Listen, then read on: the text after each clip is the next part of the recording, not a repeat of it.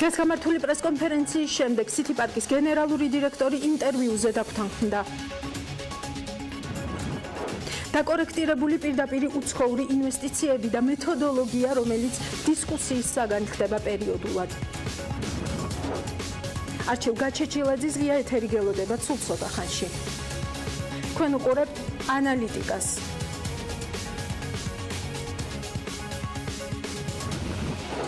მე ამ გადაცემის ავტორი ელენე კვანჭილაშვილი ვარ. ჯეოსელმა და მაგთიმ კომუნიკაციების ეროვნული კომისიისგან გაფრთხილება მიიღო კვირის ერთ-ერთი მთავარი თემით განვაგრძობთ გამოშვებას, რომელზეც ჩვენი ჟურნალისტი თამუნა დემეტრაშვილი მუშაობდა. სწორედ ის შემოგვიერთდება ახლა პირდაპირ ეთერში. თამუნა, გამარჯობა, რა სანქციები გავრცელდება კომპანიებზე? მოგესალმებით. ჯეოსელს 21 წლის იუბილე ვერ უშველა. იურისტის თხოვნა დაბადების დღე გაეთვალისწინებინათ და კომპანიის წინააღმდეგ სანქცია არ გამოეყენებინათ, უშედეგო აღმოჩნდა. კომუნიკაციების ეროვნული კომისიის წევრები თხოვნამ გაახალისა, თუმცა ვერდიქტი ცალსახა იყო. ჯეოსელმაც და მაგთიმაც კანონი დაარღვიეს, ამიტომ მათ წინააღმდეგ კანონით გათვალისწინებული სანქცია ამოქმედდა. პირველ ჯერზე გაფრთხილება, თუმცა თუ მომდევნო 1 წლის განმავლობაში მათი მხრიდან რაიმე დარღვევა კიდევ დაფიქსირდა, კომპანიებს უკვე ფინანსური სანქციები აქვთ. გამოკლეული მასალიდან ჩანს, რომ ორივე კომპანია ამ კონსოლიდირებული ტენდერის ფარგლებში არსებულ მომხმარებლებს ემსახურებოდნენ დემპინგური ფასებით და შესაბამისად ბუნებრივია, რომ ეს მინუსი, რომელიც ამ ფარგლებში მიიღეს, სადღაც სხვა სეგმენტიდან, ბაზრის სხვა სეგმენტიდან ფინანსდებოდა. სხდომაზე ორივე კომპანიის წარმომადგენელმა კანონდარღვევა აღიარა. მათ დაადასტურეს, რომ კონსოლიდირებული ტენდერის ფარგლებში საჯარო მოხელებისათვის მობილურ და ინტერნეტ მომსახურებას სხვა აბონენტების ხარჯზე ასუბსიდირებდნენ, მაგრამ თავის გასამართლებლად ორივე კომპანიამ ერთნაირი არგუმენტი დაასახელა. ვერ გათვალეს მომხმარებლის ქცევა და აქედან გამომდინარე დანახარჯებიც. გავაკეთეთ პროგნოზები, თუ სავარაუდო ქცევა აბონენტების რა შეიძლება ყოფილიყო და ამ პროგნოზების მიხედვით არანაირი რეგულაციის დარღვევას ადგილი არ ჰქონდა. თუმცა, ვინაიდან ტენდერი ერთწლიანი იყო, ამ 1 წლის განმავლობაში აბონენტის ქცევა დაფიქსირდა იმ სახით, რომ მივიღეთ სამწუხაროდ ის შედეგი, რაც დადგა. გათვალისწინებითია ხო წინასწარ აბონენტის ქცევის და ზუსტად ამის განზრახვა ფაქტიურად შეუძლებელია. მის მაგალითია წლევანდელი ტენდერი, როდესაც იანვარში იგივე პირობებით გამოცხადდა ტენდერი, მაქსიმუმი არ შესულა არჩეულთელი, ვიდრე ეს ახალი არ დაკორექტირდა ეს პირობები. რატომ აღმოჩნდა საჯარო მოხელეების ქცევა არაპროგნოზირებადი 2017 წელს, მაშინ როცა ორივე ოპერატორი მათ წლებია იგივე პირობებით ემსახურებოდა. სუბსიდირებას ადრეს ჰქონდა ადგილი, ამის შესახებ მარეგულირებელში იცოდნენ, თუმცა არაფერი მოიმოქმედესო. ამბობს მცირე და საშუალო მაუწყებლების ასოციაციის ხელმძღვანელი უჩა სეთური. მისი თქმით, სუბსიდირების პრობლემის არსებობა კომისიაში 2014 წლიდან იციან. მარეგულირებელი კომისიის ხელმძღვანელი კი ამბობს, რომ კვლევა ახალი მეთოდოლოგიით კონსოლიდირებულ ტენდერზე პირველად ჩატარდა და სუბსიდირებაც პირველად იქნა დადასტურებული. 14 წელი, 15, 16, 17, 18, 5 წელი გავიდა, მაგრამ არაფერი არ შეცვლილა, კომისიამ არაფერი არ გააკეთა, რომ ეს პირობები და სატარიფო სუბსიდირება და დემპინგური ფასი გამოესწორებინა და ბაზაზე კონკურენცია დაერეგულებინა. ჩვენ ახლა ვიღებთ იგივე კომისიის წევრებს, რომლებიც ხელს აწერენ გადაწყვეტილებებსაც, მათგანი რომ განცხადებას, თუ თურმე ახალი პრობლემა კიდევ ერთხელ აღმოაჩინეს და ისევ სუბსიდირებული არის წინა პერიოდის ხარჯები. ეს მოცემულობა კომისიას ჰქონდა, მაგრამ კომისიის მოქმედება იყო არაფერი. არა, ამ ტენდერის ფარგლებში არ იყო სუბსიდირება დადგენილი. ეს პირველი შემთხვევა, როდესაც სუბსიდირება დადგინდა. საინტერესო იყო თავად ტენდერის ჩატარების პროცესი. ტენდერის გამოცხადებისთანავე მარეგულირებელმა მაგთიც და ჯეოსელიც გააფრთხილა, რომ არ მიიღოთ მონაწილეობა. ეჭვი გვაქვს, რომ სუბსიდირებას ახდენდით და სანამ კვლევას არ დავასრულებთ, კანონი კიდევ ერთხელ არ დაარღვიოთო. ასეთი იყო გაფრთხილების შინაარსი. საბოლოოდ აღმოჩნდა ისე, რომ პირველ ტენდერში განაცხადი მხოლოდ ბილაინმა შეიტანა. ეს ტენდერი შეწყვეტილად გამოცხადდა. მოტივი კონკურენციის არარსებობა და ასევე ეჭვი ერთადერთი პრეტენდენტის ბილაინის ტექნიკურ შესაძლებლობებზე. მალევე ოღონდ გაზრდილი ტარიფებით ტენდერი ხელახლა გამოცხადდა. ამ ჯერზე მარეგულირებელს უკვე აღარავინ გაუფრთხილებია და მაგთიმაც და ჯეოსელმაც საკუთარი განაცხადები შეიტანეს. თანაც არ დაუმალავთ, რომ ამ გადაწყვეტილების მიზეზი სწორედ სახელმწიფოს მხრიდან ტარიფების გაზრდა გახდა. საბოლოოდ შესყიდვების სააგენტომ სამივე ოპერატორი გამოაცხადა გამარჯვებულად. აღარავის უხსენებია წინა ტენდერის შეწყვეტის ერთ-ერთი მიზეზი ბილაინის საეჭვო ტექნიკური შესაძლებლობები. საბოლოოდ აღმოჩნდა, რომ სამივე ოპერატორი შედეგით კმაყოფილი დარჩა. 260,000 საჯარო მოხელეს კი ტარიფი გაუძვირდა. არასამთავრობო სექტორს ეს პროცესი კითხვის ნიშნებს უჩენს. კომისია გაურკვეველია რა როლი შეასრულა ამ შემთხვევაში ამ ტენდერში. ერთ შემთხვევაში თქვა რომ გადამოწმებული ინფორმაციით რომ არ აკმაყოფილებდა პირველი კომპანია ვინც შევიდა წინა ტენდერში წინა დღეს ტექნიკურ მოთხოვნებს და შეიძლება ვერ შეესრულებინა და რაღაც ეჭვები გამოთქვათ და მეორე შემთხვევაში უკვე გამივიღეთ სამი გამარჯვებული კომპანია აღარავინ აღარ საუბრობს იმაზე რომ ტექნიკური პრობლემები აქვს ვინმეს ან ასე შემდეგ შეუსაბამობა. სეტური მიიჩნევს, რომ ბაზარზე არაკეთილსინდისიერი თამაშის წესებს აქვს ადგილი და მალე პროცესის კიდევ უფრო გაუარესებას პროგნოზირებს. გასაკეთებენ ოპერატორები, ერთის მხრივ საცალოზე იგივე არის ძალიან დემპინგური შეთავაზებები ინტერნეტზე რეგიონების მიხედვით, ამორჩეული ყოსაც კონკურენტები ყავს პატარა ოპერატორები, ინარჩუნებენ ასევე მაღალ ფასებს საბითუნო ბაზარზე, საცალოზე დემპინგი, საბითუმოზე მაქსიმალურად მაღალი ფასი. აქედან რაღაცაში რა თქმა უნდა ზემოგებებს იღებენ, იმიტომ რომ კომისია ამას არ არეგულირებს ეს შენარჩუნებული ეს მდგომარეობა და დემპინგი რომელმაც უკაცრავად ეს თავში მოიწყოს ახალმოსკომ თავისი არის მოცემულობები. არასამთავრობო სექტორი აპირებს ამ პრობლემით ეკონომიკის სამინისტროსა და საელჩოებს მიმართოს. მარეგულირებელი კომისია კი თავის მხრივ კვლევას აგრძელებს და პირობას დებს, რომ დემპინგური ფასებით მუშაობისა და სუბსიდირების ყველა შესაძლო შემთხვევას გამოავლეს და დამნაშავე კომპანიებსაც დასჯის.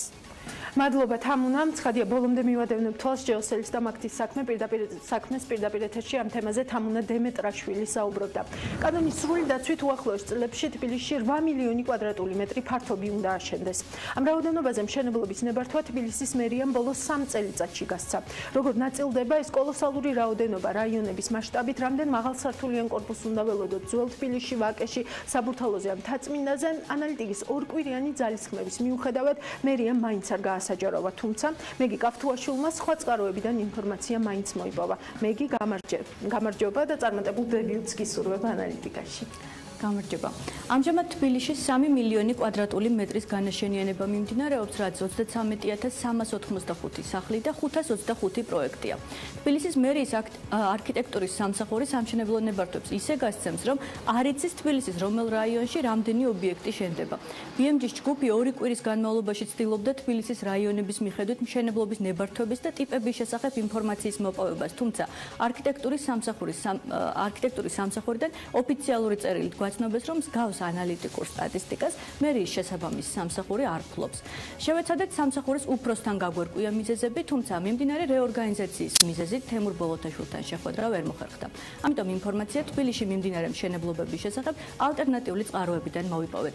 მათ შორის ერთი მერიის ზედამხედველობის სამსახურია, მეორე კი უკვე დამტკიცებული გერგები, ანუ განაშენიანების რეგულირების გეგმები. ნახეთ სიუჟეტი ქალაქზე, სადაც მშენებლობის ბუმია, თუმცა ეს კიდევ არაფერია ბეტონის ჩონჩხების იმ რაოდენობასთან შედარებით, რაც თბილისს კანონიერად ემუქრება. ეს ვაკეა. ვაკე სადაც თავისუფალ ვაკე ადგილს ვეღარ ნახავთ. სამშენებლო ზონად ქცეული ჟვანიას ქუჩის ორივე მხარეს თითქმის მთელ სიგრძეზე სამშენებლო ობიექტებია განლაგებული. ბინების სამხელა არჩევანი ალბათ ვაკეში არასოდეს ყოფილა. ნახავთ ზედმიწევნით დაცულ მშენებლობებს და ისეთ ობიექტებს, სადაც სამშენებლო უსაფრთხოების შესახებ არაფერი სმენიათ. ნახავთ მიმდინარე მშენებლობებს, ბეტონის მიტოვებულ ჩონჩხებს და ქუჩის ბოლოს იმასაც ნახავთ, როგორ ანგრევს მძიმე ტექნიკა მთაწმინდის ფერდობს. შესაბამისად, მშენებლობით შეწუხებული და შეშფოთებული ძველი მოსახლის ნახვაც არ გაგიჭირდებათ. როგორ არ ვაპროტესტებთ, მაგრამ ვინ გვიჯერებს? ყველგან აი აქაც რომ მშენებლობა მიდის ახლა. აი ეს ხალხი აპროტესტებდა, მაგრამ მაინც მიდის მშენებლობა. იქ ზემოთ მოთხარეს თელი მთა და რო წამოვა ის ყუსტობა მე დამნაშავე ვინ იქნება არ ვიცი. კანონის სრული დაცვით უახლოეს წლებში თბილისში 8 მილიონი კვადრატული მეტრი ფართობი უნდა აშენდეს. ამ რაოდენობაზე მშენებლობის ნებართვა თბილისის მერიამ ბოლოს 3 წელიწადში გასცა. არქიტექტურის სამსახურის მონაცემებით 2015-2017 წლებში გაცემული 5150 ნებართვა ჯამში 8 მილიონი კვადრატული მეტრი ფართობის მშენებლობის გარანტია. თუმცა ეს ყველაფერი არ არის. 5000 კვადრატულ მეტრზე დიდი ტერიტორიების განაშენიანებისთვის არა მშენებლობის ნებართვა, არამედ რეგულირების გეგმებია საჭირო. ამ გეგმების მიხედვით კი თბილისში კიდევ დამატებით 12 მილიონი კვადრატული მეტრი ფართობი უნდა აშენდეს. ეს ბოლო მონაცემები არ არის, მე რაც ეს მასალა მაქვს, ჩვენ სამსახურმა მოგვაწოდა 2015 წლის მასალა, რომელიც მე კიდე ბევრი გეარგე შეთანხმდა და ბევრი კიდე გაკორექტირდა და მოემატა კიდევაც ზოგს. მაგრამ ეს არის მხოლოდ გეარგები შეთანხმებული 2015 წლამდე. ამის მერე კიდე ბევრი გეარგე შეთანხმდა და შეიძლება ამაზე მეტი იყოს კიდე მშენებლობის ნებართვებით გაცემული. მაგალითად ეს შენობა, აქ რასაც ხედავთ შენობას, ამაზე ვაკეში რაც შენობები აშენებულია. აღლივები ყველა არის გაკეთებული მშენებლობის ნებართვებით. როგორ ნაწილდება ეს კოლოსალური რაოდენობა რაიონების მასშტაბით? რამდენ მაღალსართულიან კორპუსს უნდა ველოდოთ ძველ თბილისში, ვაკეში, საბურთალოზე ან მთაწმინდაზე? მერია არასაჯაროვებს. თუმცა თბილისის ცენტრი რომ დეველოპერების სამიზნეა, შეუიარაღებელი თვალითაც კარგად ჩანს.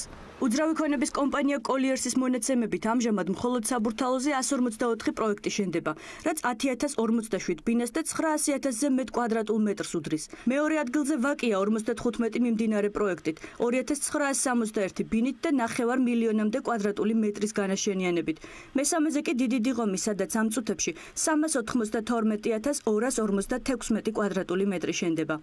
კოლიერსის მონაცემებს მერიის ზედამხედველობის სამსახურის ოფიციალური სტატისტიკაც ადასტურებს. ბოლოს 3 წელიწადში ჩაბარებული დასრულებული ობიექტების ყველაზე დიდი წილი ვაკეს საბურთალოს რაიონზე მოდის.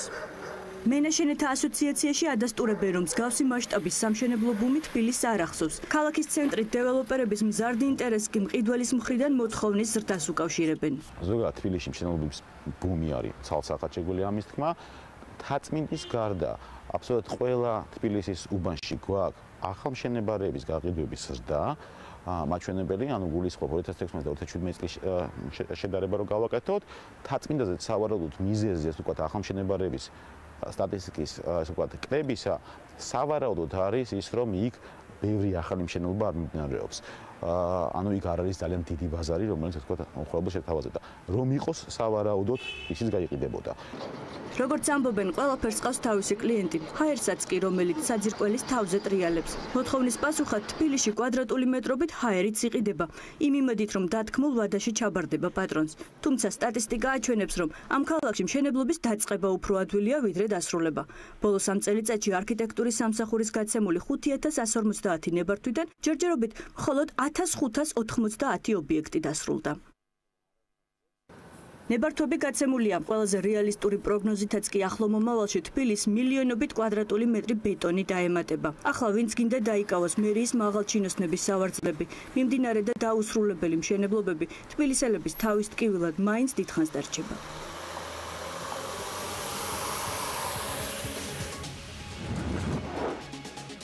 სამშენებლო ბუმის შემდეგ პირდაპირ უცხოური ინვესტიციების ბუმის შესახებ უნდა ვისაუბროთ. ოფიციალური სტატისტიკა ასეთია: პირდაპირ უცხოური ინვესტიციები წინა წელთან შედარებით 16.2%-ით გაიზარდა. ეს მაჩვენებელი თავისი არსით რეკორდულია, თუმცა რამდენად ზუსტია? ამაზე კითხვები მას შემდეგ გაჩნდა, რაც Facebook-მა კიდევ ერთხელ გააქტიურა თემა: სტატისტიკური მონაცემების გადასინჯვის პრაქტიკა, რომელიც საქსტატმა გასული წლიდან დაიწყო. ჩვენ გადავწყვიტეთ ხშირად დასმული კითხვებისთვის პასუხები ანალიტიკაში გაგვეცა. მეთოდოლოგიური წიაღსრულები, როგორც წესი, ძალიან სახალიფო ნამდვილად არ არის, მაგრამ თელარა გელანტიასთან ერთად და რაც მთავარია, მთავარი უწყების განმარტებებზე დაყრდნობით, შევეცდებით, რაც შეიძლება მარტივად ავხსნათ, რა მოტივაცია ამოძრავებს საქსტატს. თელარა გამარჯობა. დიახ, ანალიტიკის რესპონდენტი, საქსტატის საგარეო ვაჭრობისა და უცხოური ინვესტიციების სტატისტიკის სამმართველოს უფროსი ლიკა ძებისაური იყო და შევეცადე მასთან ინტერვიუს დროს ყველა ის კითხვა დამესვა ელენე, როგორც აღნიშნა, რომელიც ბოლო დღეებში სხვადასხვა წრეებში, როგორც პოლიტიკოსებში, ისე ექსპერტულ წრეებში მუსირებდა. სხვათა შორის, როცა ჩემმა კოლეგებმა დიმიტრი ქუმსიშვილსაც, ეკონომიკის მინისტრს, კითხეს თუ რამ გამოიწვია FDI ჩაკორექტირება წლების მიხედვით, პირველ ვიცე-პრემიერს ამაზე პასუხი არ ჰქონდა, მან უპასუხა, რომ არ აქვს ინფორმაცია ამასთან დაკავშირებით, მაგრამ თქვა, რომ ეს არის რეკორდი დამოუკიდებლობის მოპოვების შემდეგ. მოკლედ, ამ და სხვა მიზეზების გამო საჭირო ჩავთვალე, რომ ის კითხვები უნდა დაგვესვა საქსტატისთვის დღესაც, მიუხედავად იმისა, რომ ჯერ კიდევ 2017 წლის ბოლოსკენ, როცა საქსტატმა მესამე კვარტლის FDI-ის მონაცემები დადო, იქაც უკვე ასახული იყო, რომ 2007 წელს არა 2 მილიარდ 14 მილიონი დოლარის, არამედ მილიარდ 750 მილიონის FDI შემოვიდა ქვეყანაში. მოდი ცოტა უფრო დეტალურად მივყვეთ და თანმიმდევრობით რამ გამოიწვია სტატისტიკის შეცვლა და შეეხო თუ არა ეს მხოლოდ 2007 წელს თუ სხვა პერიოდებსაც? სხვა პერიოდებსაც შეეხო კორექტირება თითქმის ყველა წელს, ზოგ შემთხვევაში დაემატა, ზოგ წელს შემცირდა FDI და გამონაკლისს შემთხვევაში იგივე დარჩა. 2007 წელმა კი ყურადღება იმიტომ მიიქცია, რომ სწორედ ამ წელს დაფიქსირდა რეკორდული FDI, ასე გვეგონა გვეგონან წლების განმავლობაში თითქმის 10 წელი და სწორედ 2007 წლის FDI-ს დააკლდა 265 მილიონი დოლარი და როგორც გრაფიკაზე ხედავთ, რეალურად გადასინჯვების შემდეგ აღმოჩნდა, რომ 1.742 მილიონი დოლარის უცხოური ინვესტიცია ჩაიდო ქვეყანაში 2007-ში. როგორც საქსტატის საგარეო ვაჭრობისა და უცხოური ინვესტიციების სტატისტიკის სამმართველოს უფროსმა განგვიმარტა, მოხდა ისტორიული მწკრივების გადახედვა და ეს იყო IMF-ის ექსპერტის რეკომენდაცია. 2016 წლის ნოემბერში ჩამოსული იყო სავალუტო ფონდის წარმომადგენელი ექსპერტი, რომლის ძირითადი მიზანი იყო საგარეო სექტორის სტატისტიკაში არსებული მდგომარეობის შესწავლა და მონაცემების გავრცელებისთვის და თვითონ წარმოებისთვის ხელშეწყობა და რეკომენდაციების დატოვება როგორც საქსტატისთვის, ისე ეროვნული ბანკისთვის. მაშინ დატოვებული იყო რამდენიმე რეკომენდაცია და პირველი რეკომენდაცია, რომელიც უნდა შეგვესრულებინა ჩვენ 2017 წლის ბოლოსთვის, ის იყო, რომ ჩვენი და ეროვნული ბანკის მონაცემები FDI-ის ნაწილში უნდა ყოფილიყო ურთიერთშესადარისი. მაყურებლისთვის განმარტავ, რომ საქსტატი FDI-ის წინასწარ მონაცემებს აქვეყნებს საანგარიშო პერიოდის დამთავრებიდან 70 დღეს, ხოლო ეროვნული ბანკი კი საგადასახდელო ბალანს, რომლის ერთ-ერთი კომპონენტია FDI, აქვეყნებს 90 დღეს. უცხოური ინვესტიციების მეთოდოლოგია ორივე უწყებას თურმე აქვს იდენტური, მაგრამ როგორც საქსტატში გვითხრეს, ინფორმაციის გამოქვეყნების ვადების განსხვავების გამო საქსტატის და ეროვნული ბანკის მონაცემები არ ემთხვეოდა ერთმანეთს. ეროვნულს უფრო ზუსტი მონაცემი და ხოლმე და თან საქსტატისგან განსხვავებით ცებს გადასინჯვის საშუალება ჰქონდა, ხოლო სტატისტიკის ეროვნული სამსახური მხოლოდ წლიური მონაცემების გამოქვეყნებისას აკორექტირებდა ინფორმაციას და სწორედ ამის გამო ჯდებოდა განსხვავებული რიცხვები. როგორც საქსტატში ირწმუნებიან, ბუნებრივია ჩვენ დავსვით კითხვა, ვიდრე საერთაშორისო სავალუტო ფონდმა. არ გასცა რეკომენდაცია, სად იყო საქსტატი, მას არ ჰქონდა ჩასწორების უფლება. შეგვიძლია მოვისმინოთ საქსტატის ვრცელი განმარტება. ჩვენ ასეთი პოლიტიკა გვქონდა, როგორც გითხარით, ჩვენი გავრცელების პოლიტიკა ითვალისწინებდა, რომ კვარტალური მონაცემები უნდა შესწორებულიყო წლიური მონაცემებით. რა თქმა უნდა, ჩვენ კონკრეტულ პერიოდებში გვქონდა ჩანიშნული იყო ეს ყველაფერი და ველოდებოდით იმ მომენტს, როცა იქნებოდა ეს რეკომენდაცია, რომ ჩვენ ისტორიული წკრივებისთვის გადაგვეხედა და მონაცემები შეგვესწორებინათ. სიცრუეში ამდენი ხანი ცხოვრობდით? არა, ეს სიცრუე არ იყო, უბრალოდ მე რომ თქვა საწარმო მაწვდის არის ხოლმე ესეთი შემთხვევები, საწარმოში არის ახალი ბუღალტერი. და მონაცემებს გიცვლის, რადიკალურად გიცვლის წინა პერიოდს და გეიკითხები, რომ კი, მაგრამ რა მოხდა? წლების მანძილზე ასე მიგზავნიდი. იცით, არ ვიცი, მე ახალი ვარ და ეხლა რო ჩავიხედე ბალანსში, აღმოჩნდა, რომ ეს ასე არის მონაცემები და ჩემს წინ რომ ბუღალტერი იყო ის, რაც გაწვდით, მე არ ვიცი. ვერ იტყვი ვერაფერს. იცოდით, რომ 2007 წელს 2 მილიარდი არ იყო FDI.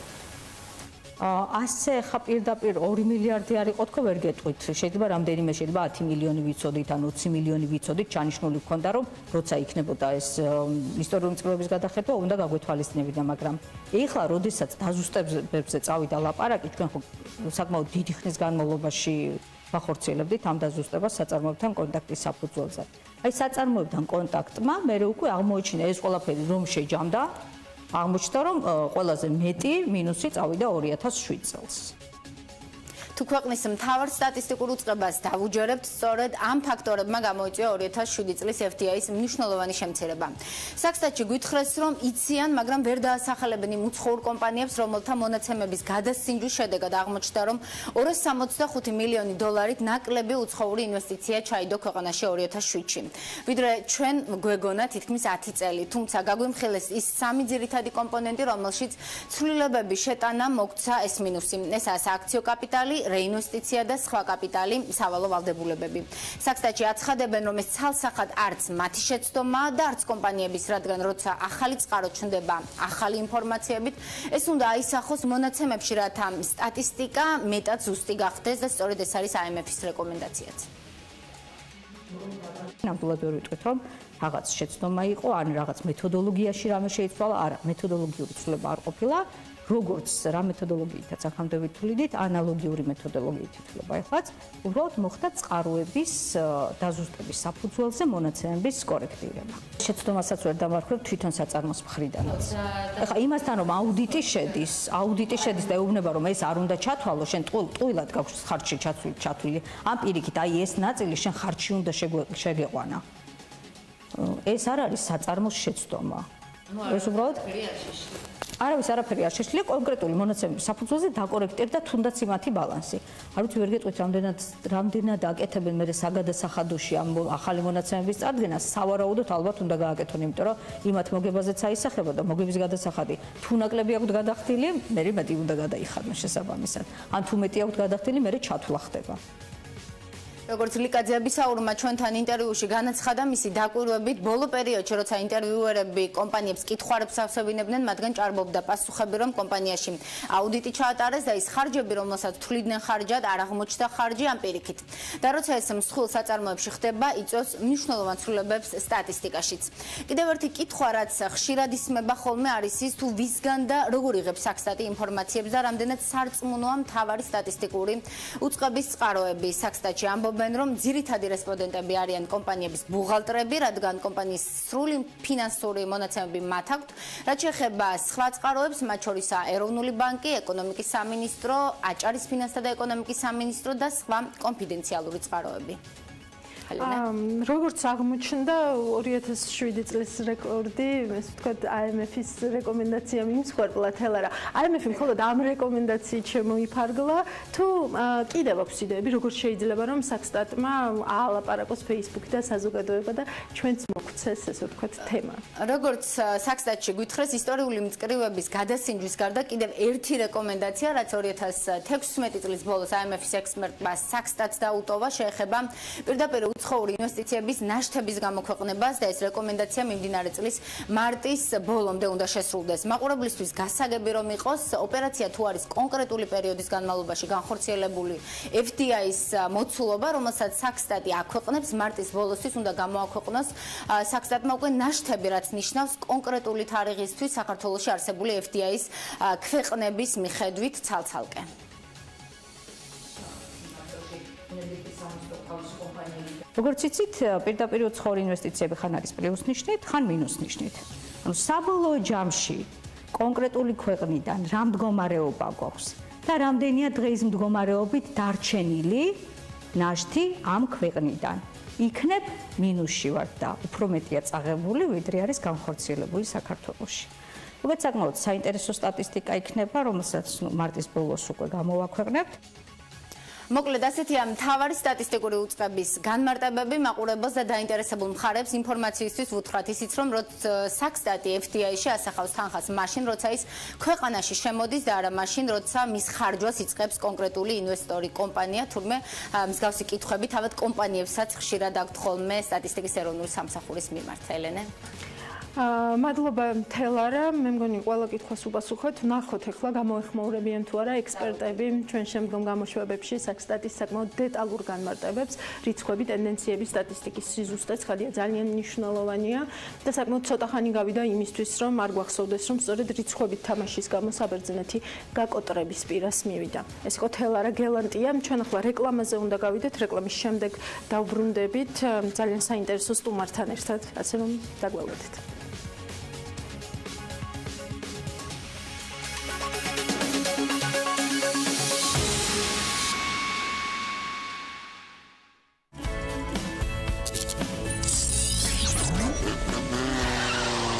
გადაცემის სპონსორია ფრეგო. გონივრული გადაწყვეტილება თქვენი ავტომობილისთვის. გადაცემის სპონსორია როსალი. როსალი. ნატურალური ბელგიური შოკოლადი.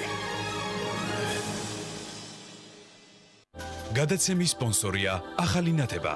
შეიძინე დიოდური ნათურები და სანათები 2 წლიანი გარანტიით. დაზოგე ფული, ბუნება, ენერგია ახალ ნათებასთან ერთად.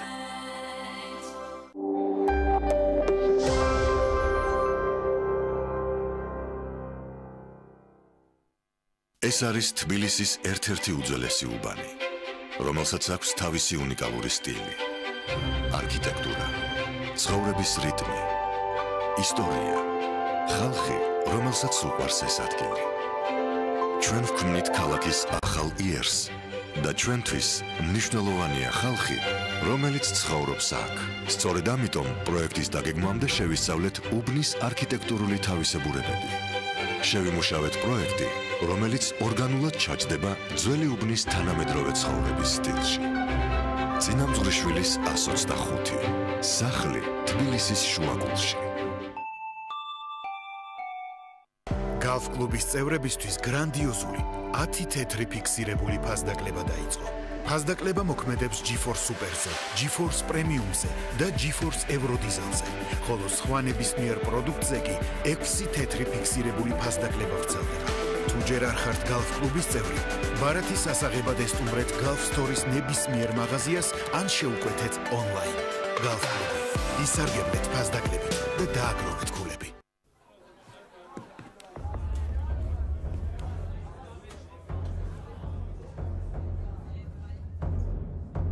Greatest stories have stormy beginnings. Every new land is a challenge to bring something which is your very own and to make everyone praise it.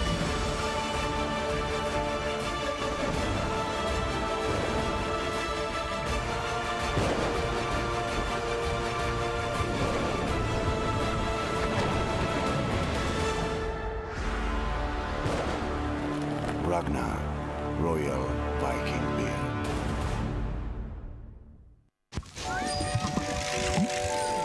შენ მას სულ სხვანაირად შეხედავ.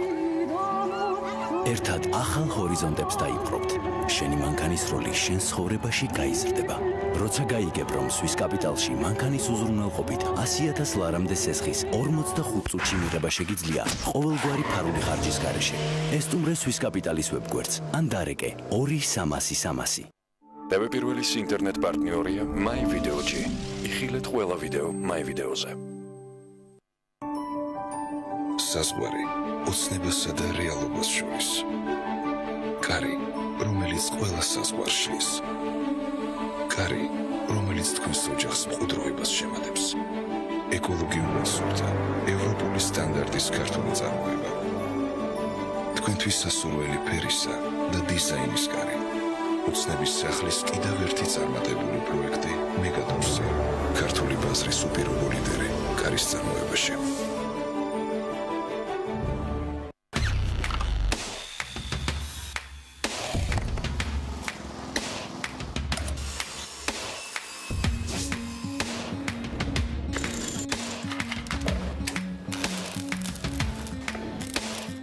პროფესიონალის სამუშაო ხელსაწყოები. ინკკო, შექმენი სამყარო შენივე ხელით. Hello, what would you like? Espresso. Very smooth. You? Cappuccino. Very hot. You? I'll leave it up to you. გსურთ რაიმე მაგის აღმძრელი ყავისთვის? 7 Days-ის mini ბისკვიტი. კაკაოსა და ვანილის შიგთავსით.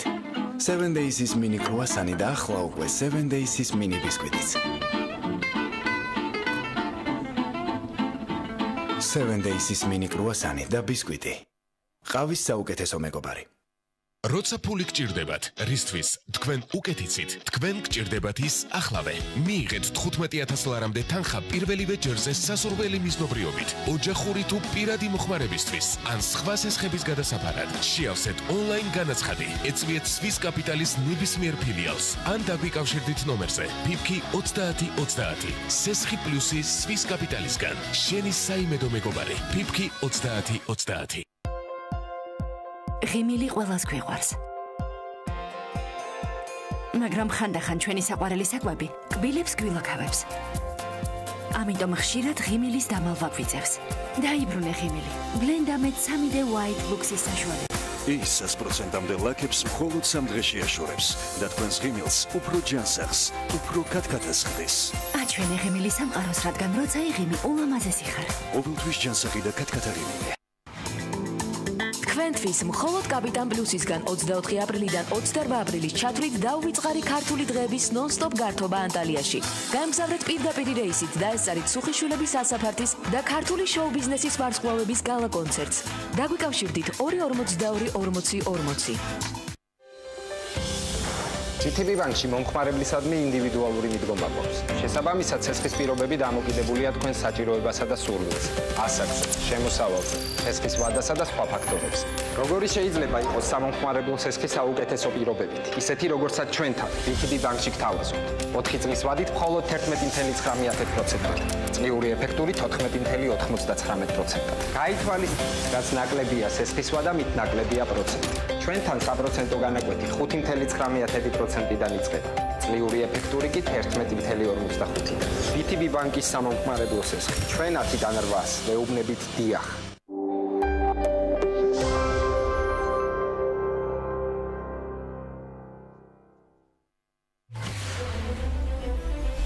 სკანდალური მოვლენები, რომლის გაგრძელება და ფინალი, როგორც ჩანს, ჯერ კიდევ წინ გველოდება. ღრმა პროცესი, რომელსაც სათავე ციანიდის საქმემ დაუდო. რა შედეგით დასრულდება საქართველოს მართლმადიდებელი ეკლესიისთვის სკანდალების ისტორია? რას ელოდება საპატრიარქო, რომელმაც საზოგადოებას საგანგებო განცხადებით მიმართა? იგეგმება დისკრედიტაციის ახალი ალღის აგორება. და არ არის გამორიცხული, რომ ბინძური კამპანიის წარმოება განხორციელდეს უმაღლესი იერარქიის მიმართაც.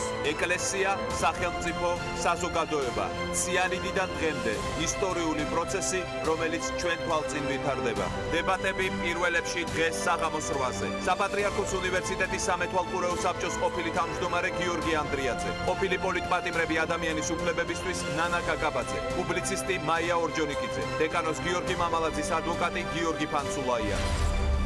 ხორავას ქუჩის ტრაგედია. ნდობიდან უნდობლობამდე. აღარავის ნდობა აღარ გამაჩნია, აღარც გამოძიებას, აღარც პროკურატურაში. რა ხდება სასამართლო პროცესებზე? მოკლული მოსწავლის მამა შვილის საქმის ახალ დეტალებზე. საჩვენებებით იქაუთ მიცემული უარყოფენ და სავსებით ახალ ჩვენებას აძლევენ. მამა ამბობს, რომ მის გარდაცვლილ შვილს ყველა მუღალადა. თავისმა საკუთარმა მეგობრებმა კი გააკეთეს. აფარებენ თუ არა ვინმეს ხელს. უკვე ვიღაც სერიოზულად არის ჩარეული ამ საკითხში. დღეს ზაზა სარალიძე პირველებში. დამიჭირეს და ჩამათრიეს გამგეობის უკან ნაძვნარში, გამაუპატიურეს. ერთ მომენტში ქვას მივწვი და ვეცადე ბიჭისთვის ჩამერტყა, როგორც მერე გავიგე ასწდა. ამის შემდეგ ის ჩემს დახშობას ცდილობდა. რა მოხდა ქუჩაში? 22 წლის სალომე ზანდუკელის ისტორია. ერთი თვის თავზე მადამ გრძნობელობა მომემადა. აღმოჩნდა, რომ ორსულად ვიყავი. ეს საერთოდ შოკის მომგვრელი იყო.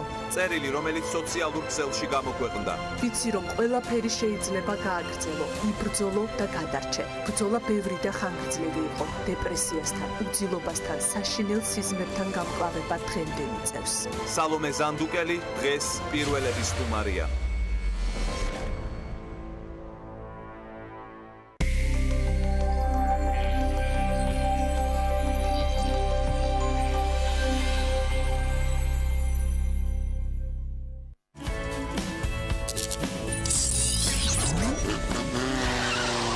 გადაცემის სპონსორია ფრეგო.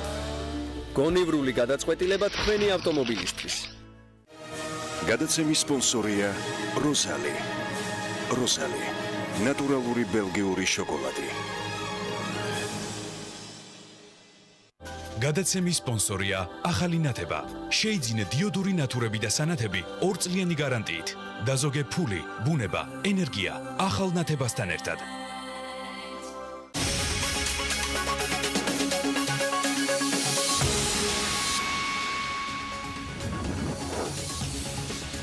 გვიყურებთ ანალიტიკას, გვიყურებთ TV პირველზე და გვისმენთ ჩვენი პარტნიორი რადიოების თბილისისა და ჰერეთის პირდაპირ ეთერში. არჩილ გაჩეჩილაძე არის დღეს ჩვენი გადაცემის სტუმარი. ჩვენი ყურადღება მიიპყრო მისმა Facebook პოსტმა, სადაც ის ახალი ჰესის მშენებლობას გამოეხმაურა და დაახლოებით მის პოსტის შინაარსი იყო ასეთი, რომ თუ მდინარის მოდინებაზე დაფუძნებული თანამედროვე ჰესები არ გვინდა, მაშინ დავსხდეთ ბნელში და ეს დროც კარგად გვახსოვსო. სწორედ ამიტომ მწვანე ენერგია იქნება ძირითადი სასაუბრო თემა დღეს არჩილ გაჩეჩილაძესთან. მოგესალმებით, ბატონო არჩილ, ძალიან დიდი მადლობა, რომ ხართ ჩვენთან ერთად. მოგვიყევით ამ ჰესის შესახებ და რამ გამოიწვია, ესე ვთქვათ, ამ პოსტის რა გახდა ამ პოსტის დიდი მადლობა მოწვევისთვის. ანუ ჩვენი ჰესი არის 50 მეგავატიანი ჰესია, 20 და 30-ს ვთქვათ ერთი მეორეზე მიყოლებით და არის მდინარის მოდინებაზე. მდინარის მოდინებაზე რო ავხსნა ორი სიტყვით მაყურებლისთვის, ეს ნიშნავს, რომ არანაირი დაგუბება არ ხდება. მდინარის გარკვეული ნაწილი გადამისამართება მილში, რომელიც მეორე ისევ უერთდება რამოდენიმე კილომეტრში მდინარეს. შესაბამისად, ესეთი ტიპის ჰესები ითვლება მწვანე ჰესებად, ასე ვთქვათ, მინიმალური გავლენა აქვს ბუნებაზე. საერთოდ არ აქვს გავლენა ვერ ვიტყვით, იმიტომ რომ აქვს, ასე ვთქვათ, წყალს მდინარეს იმ კალაპოტის იმ ნაწილზე, მაგრამ მინიმალური, ასე ვთქვათ, გავლენა არის. ჰავას არ ცვლის, გადასახლება არ ხდება ხალხის, დატბორვა არ ხდება და ასე შემდეგ. შესაბამისად, ესეთი ტიპის ჰესები ყველგან არის წახალისებული და საქართველოში, ასე ვთქვათ, აშენდა არაერთი ესეთი ჰესი და ჩვენი ჰესიც, ასე ვთქვათ, ძალიან ამაყები ვართ იმით, რომ მინიმალური გავლენა აქვს ბუნებაზე და არის საკმაოდ თანამედროვე და კარგი ჰესი. მიუხედავად ამისა და ფაქტიურად ნახევრად აშენებული ჰესია და საკმაოდ დიდი წინააღმდეგობა გვაქვს ახლა დაგორებული, ასე ვთქვათ, ჰესების საწინააღმდეგო მოძრაობიდან, მათ შორის ამ ჰესზე. ანუ არის ლაპარაკი იმაზე, რომ არ მოწონთ, ასე ვთქვათ, დაგუბებითი ჰესები, მაგრამ აი ეს მოძრაობა უკვე იმ დონეზე გადავიდა, რომ ასე ვთქვათ, ნებისმიერი ტიპის ჰესს ეწინააღმდეგებიან. ხო, ანუ ერთი შეხედვით რომ შევხედოთ, ასე ვთქვათ, საკმაოდ პატრიოტული არის ის მოტივები, რომელი მოტივებითაც ეს ადამიანები გამოდიან ჰესების წინააღმდეგ. ხო, ანუ ისინი ამბობენ, რომ არ სურთ ბუნებაში ჩარევა, არ სურთ იქ ტურისტული პოტენციალის დაზიანება და ასე შემდეგ, ხო? მაგრამ მეორეს მხრივ, აი თუ შევხედავთ წმინდად სტატისტიკას და თუ შევხედავთ იმ რიცხვებს მოხმარების თვალსაზრისით ზრდას, რა შეგვიძლია დავასკვნოთ, რა შეიძლება იყოს სინამდვილეში, ასე ვთქვათ, პატრიოტული მიდგომა ამ ჰესების მიმართ. ზუსტად ამაშია საქმე, ნუ მთელი უბედურება, ასე ვთქვათ, ამ თემის ის არის, რომ ძალიან ბევრი ადამიანი ამას ეწინააღმდეგება და გონია, რომ კარგ საქმეს აკეთებს საქართველოსთვის და პატრიოტული მოტივებით მართლა ეწინააღმდეგება. რეალობა არის ის, რომ თუ ესე გაგრძელდა, ასე ვთქვათ, მივდივართ ძალიან საკუთარი ნაბიჯებით, ასე ვთქვათ, ნელა, მაგრამ ზუსტად ნამდვილად მივდივართ სიბნელისკენ. ეს სიბნელე ნიშნავს იმას, რომ რატო, ასე ვთქვათ, ელექტროენერგიის მოხმარება შარშან გაიზარდა 7%-ით. ეს არის დაახლოებით მილიარდი კილოვატი, ან 13 მილიარდი იყო შარშან მოხმარება. იმპორტი გაიზარდა 9 მილიარდიდან 1,9 მილიარდ კილოვატ-საათამდე, იმიტომ რომ უკვე ვეღარ ვაწარმოებთ იმას, რამდენიც ჩვენ გვჭირდება. ძირითადად საიდან ხდება იმპორტი, ეს არის რუსეთი და აზერბაიჯანი. ძირითადად ეს არის რუსეთი მაინც. შესაბამისად, აქ თუ არ განვითარდა ელექტროენერგია, ერთის მხრივ უნდა გაიზარდოს იმპორტი, შესუსტდეს ლარი და ასე შემდეგ და ამის მასშტაბს ორი სიტყვით გეტყვით ახლა, რაზეა საუბარი. და მეორეს მხრივ ხაზები ვეღარ გაუძლებს რა, ანუ ის ხაზები, რომლებიც არის, ასე ვთქვათ, საიმპორტო ხაზები, ასე ვთქვათ, დამაკავშირებელი ამ ქვეყნებთან, ეს ხაზები ვეღარ გაუძლებს მათ ის იმპორტს და გინდა არ გინდა მოხდება რაღაც ქალაქების, ასე ვთქვათ, ჩაბნელება და ეს შორს შეიძლება არ იყოს. ანუ ეს თუ არ განვითარდა და ახალი ჰესები არ დაემატა ამას და ახალი ტეცებიც თუნდაც და ახალი ქარის სადგურები და ენერგეტიკა თუ არ განვითარდა, მაშინ ქვეყანა ვერ განვითარდება. და ის ხალხი, ვინც ეწინააღმდეგება ენერგეტიკის განვითარებას და გონია, რომ ასე ვთქვათ, მამული შულურ საქმეს აკეთებს, პირიქით, ასე ვთქვათ, წყალს ასხამს, ასე ვთქვათ, იმ ხალხის თუ ქვეყნების წისკულს, რომელსაც უნდა საქართველოს არ განვითარება. და დანარჩენი დასკვნები თქვენ თვითონ გააკეთეთ. თავარ ქვეყანაზეც დასკვნა შეგვიძლია გავაკეთოთ, რომ პრაქტიკულად შეგვიძლია ვთქვათ, რომ ნაწილობრივ ეს შეიძლება შედიოდეს იგივე თუნდაც რუსეთის ინტერესში, იმიტომ რომ ის არის ქვეყანა, საიდანაც ყველაზე მაღალია, ესე ვთქვათ. დიახ, ამის ასე ვთქვათ, ეს რაღაცა რო არ გეგონოთ, რომ ასე ვთქვათ, რაღაცა ილუზიებში ვართ, ანუ დამტკიცებულია ის, რომ როცა იყო ლაპარაკი, რომ პოლონეთში, უკრაინაში და აღმოსავლეთ ევროპის სხვა ქვეყნებში სადაც ნახშირის დიდი მოპოვება, იქ რო ფექალური გაზები განვითარებულიყო და მოიპოვებინათ ენერგოდამოუკიდებლობა, ამას ასე ვთქვათ, ძალიან დიდი ოპოზიცია ჰქონდა მწვანეების მხრიდან და ეს მწვანეები დამტკიცდა საბოლოოდ, საიდანაც იყო დაფინანსებული და რა თქმა უნდა, ეს ჩვენ ჩრდილოეთ მეზობელი იყო. ამ შემთხვევაში, ასე ვთქვათ, ჩვენ ასე ვხედავთ, ამას ვერ ვიტყვით, იმიტომ რომ არ ვიცით, მაგრამ ამავე დროს, ასე ვთქვათ, არის ადგილობრივი ოპოზიცია, ანუ მართლა მამულიშულურად ადამიანებს გონიათ, რომ კარგ საქმეს აკეთებენ, როცა ეწინააღმდეგებიან ჰესებს და რეალურად კარგი საქმე იქნება, რომ ასე ვთქვათ, დაიხარჯნონ იმაში, რომ ესეთი ჰესები აშენდნენ. ეს იქნება, ასე ვთქვათ, მამულიშულური ნაბიჯი. იცით რა არის, რადგან საუბრობთ აი ამ რისკებზე, თქვენც ახსენეთ ახლა ფიქლის გაზი ახსენეთ, ხო და მისი ესე ვთქვათ განვითარება. ჩვენ ხშირად გვესმის, რომ ევროპაც, მათ შორის საქართველოს განიხილავს როგორც რაღაც გარკვეულ ენერგეტიკულ ჰაბს და თავის დიდწილად თავის შესაძლებლობას, რომ რეალურად აღარ იყოს ამდენად დამოკიდებული რუსულ გაზზე, ესე ვთქვათ, ვთქვათ, საქართველოც არის ერთ-ერთი, ესე ვთქვათ, ამის შემადგენელი ნაწილი. ეს შეგვიძლია რომ ამავდროულად აი ამ კუთხითაც დავინახოთ გარკვეული პრობლემები. ეს ოცნებას უფრო გავს, ასე ვთქვათ, და სასურველ ფიქრებს. რეალობა არის ის, რომ ჩვენ ელექტროენერგიის მოხმარება იმდენად სწრაფად გვეძდება, ესე იგი ადგილობრივად ხალხს აქ საწარმოები გაიხსნა ეთყობა და ასე ვთქვათ, ხალხი მეტ ენერგიას მოიხმარს, კონდიციონერი დააყენა ვიღაცამ სახლში და ასე შემდეგ. იმდენად სწრაფად იზრდება მოხმარება, რომ საკუთარ მოხმარების დას ვეღარ მივყვებით უკვე ჰესებით და აქამდე თუ იყო ლაპარაკი, რომ ჰესები იყო ჩვენთვის დიდი საექსპორტო პოტენციალი, დღეს არის ლაპარაკი იმაზე, რომ რაც შეიძლება სწრაფად ავაშენოთ იმისთვის, რომ დავაკმაყოფილოთ ადგილობრივ მოხმარება. მასშტაბი რო გითხრათ რაზეა ლაპარაკი, ანუ მარტო ნაზრდი რაც იყო შარშანდელი იმპორტი იყო მთლიანად მილიარდი კილოვატ-საათი, რაც გაიზარდა მოხმარება და ზუსტად ესევე გაიზარდა ასე ვთქვათ იმპორტი, ეს არის დაახლოებით 60 მილიონი დოლარიანი ნაზრდია ეს წელიწადში, 60 მილიარდი დოლარიანი იმპორტი. შარშანდელი ციფრი ხო ღვინის ექსპორტის არ მახსოვს, მაგრამ შარშანწინ იყო სულ 40 მილიონი დოლარი. ანუ ელექტროენერგიის იმპორტის თანხა ერთ წელიწადში ნაზრდი არის უფრო მეტი, ვიდრე მთელი ღვინის ექსპორტი და ასე ვთქვათ, ღვინოზე რო საუბრობთ ხოლმე, ასე ვთქვათ, ამენთებით და გონია რომ ამ უნდა გვაცხოვროს და შესაბამისად კარგად უნდა გავიაზროთ და ყველა უნდა გაიაზროს, როცა ასე ვთქვათ, ოპოზიცია ხდება ამ ჰესების, თუ რას თმობთ. მე იმას არ ვიძახი, რომ ასე ვთქვათ, არ უნდა დავიცვათ ბუნება და ასე შემდეგ. უბრალოდ უნდა ავწონოთ და უნდა ვთქვათ, რომ ასე ვთქვათ, რა ტიპის ენერგეტიკა გვჭირდება, ენერგია გვჭირდება. მაგაზე ასე ვთქვათ, ორი აზრი არ არსებობს. თუ არ გვინდა რომ გამოქვაბულებში ვიცხოვროთ. შესაბამისად, არგუმენტია ის, რომ დღეს შეიძლება რაღაც მოთხოვნილებები დავიკმაყოფილოთ, მაგრამ გრძელვადიან პერსპექტივაში გარემოზე დარტყმა გულისხმობს იმას, რომ ესე ვთქვათ, მდგრადი ვერ იქნება ის განვითარება ვერც ერთ შემთხვევაში, რაზეც ჩვენ ვსაუბრობთ. ეს არის მთავარი არგუმენტი, რაც ისმის ხოლმე, ესე ვთქვათ, გარემოს დამცველების მხრიდან. ასე ვთქვათ, ძალიან კარგი მაგალითები არსებობს ტურიზმის განვითარების და ჰესების განვითარების თანაცხოვრებაში რა. მაგალითად ვიტყვი ავსტრია, ხა ავსტრიის ტურიზმი არის ჩვენ ხელა ქვეყანაა და 30 მილიონი ტურისტი ჩადის ყოველწლიურად და ნუ ძალიან მაღალ დანახარჯიანი ტურისტია ასე ვთქვათ.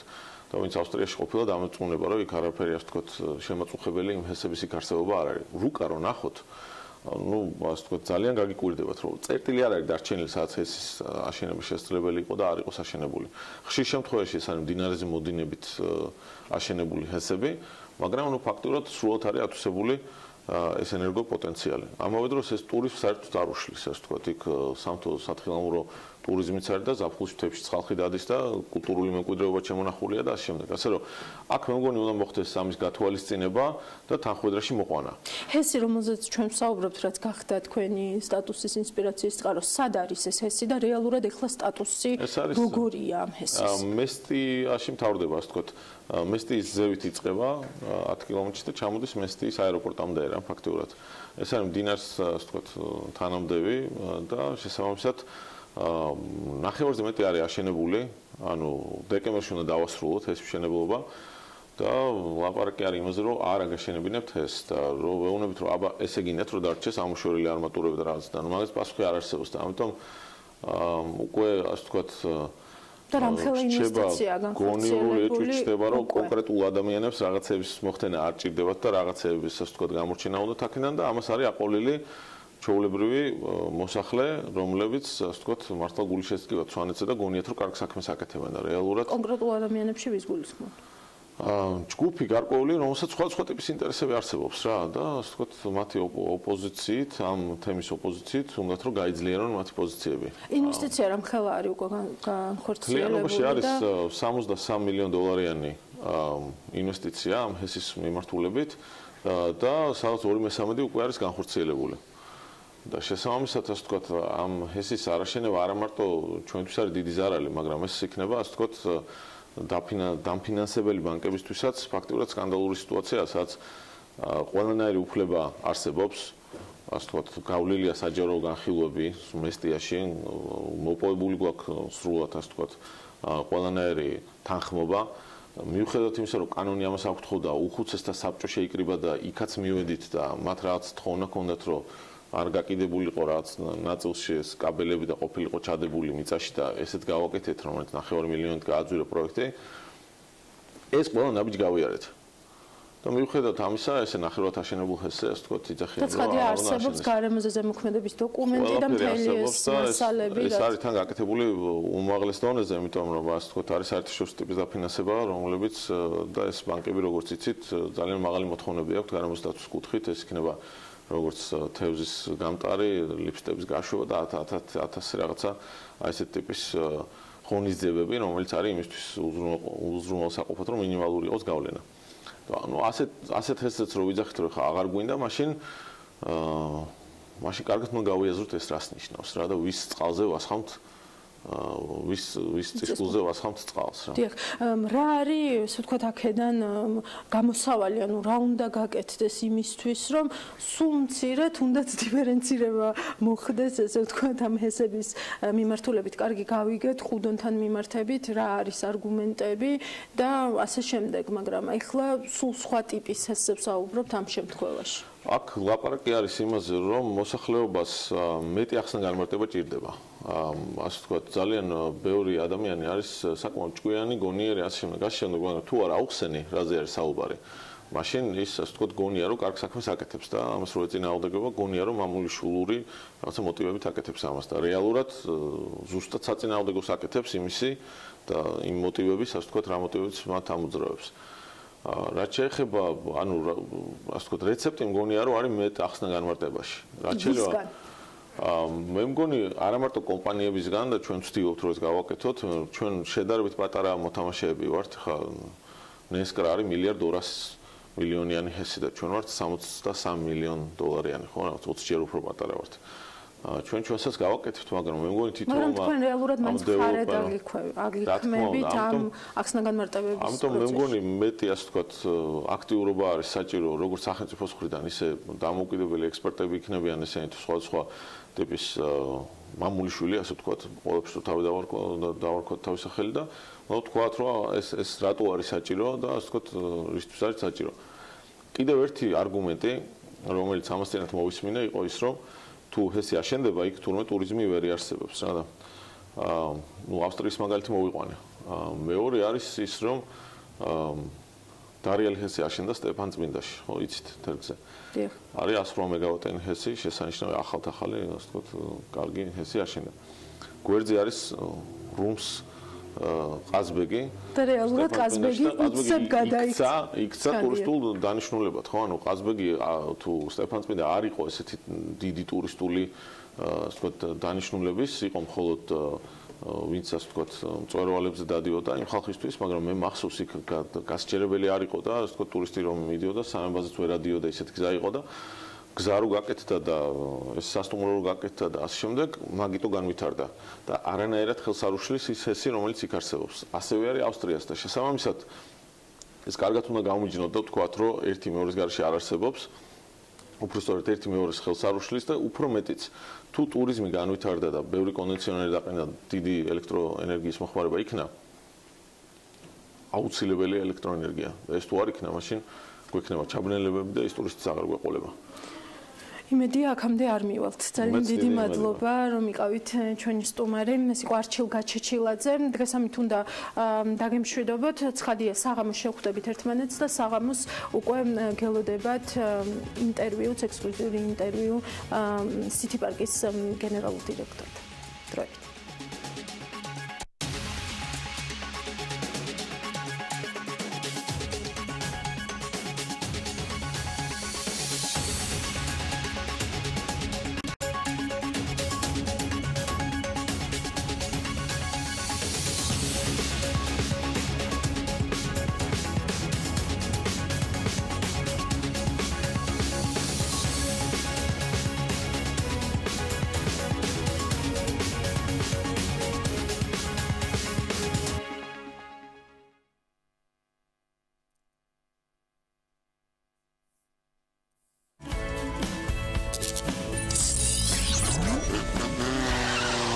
გადაცემის სპონსორია ფრეგო.